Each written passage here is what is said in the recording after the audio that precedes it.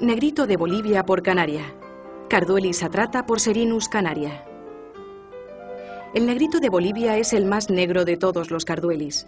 Produce híbridos con mucha extensión de este color por todo el plumaje. Pero desgraciadamente el porcentaje de fertilidad de estos híbridos es muy escasa, casi nula. Asimismo es un pájaro difícil de mantener en cautividad por problemas de aclimatación, pues es un habitante del altiplano, más de 3.000 metros sobre el nivel del mar. Últimamente se ha conseguido su reproducción en cautividad.